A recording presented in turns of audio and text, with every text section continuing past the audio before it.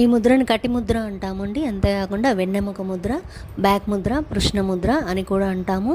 ఈ ముద్ర వల్ల ఏంటంటే మనకి వెన్నెముకకు సంబంధించి నడుము నొప్పులు బాగా ఉన్నవాళ్ళు, వెనక బ్యాక్ పెయిన్, వీపు నొప్పి ఉన్నవాళ్ళు, సర్వైకల్ స్పాండిలైటిస్ ఉన్నవాళ్ళు ఇలా ఈ ముద్ర సాధన చేస్తే కనుక చాలా బాగా రిజల్ట్ వస్తుంది. కొన్ని రోజుల్లోనే నొప్పి తగ్గిపోతుందండి.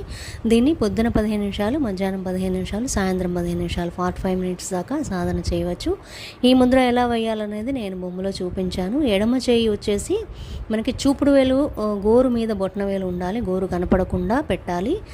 కుడి చేయి వచ్చేసరికి మధ్య వేలు, చిన్న చిటికెన వేలు కొనలను బొట్టన వేలు కొనలకు తాకించి ఉంచాలి. ఇలా ఒక్కొక్క చెయ్యి ఒక్కో ముద్రలో ఉండాలండి.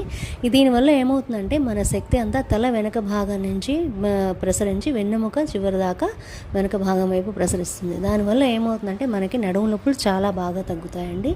చాలా గొప్ప రిజల్ట్ వస్తుంది.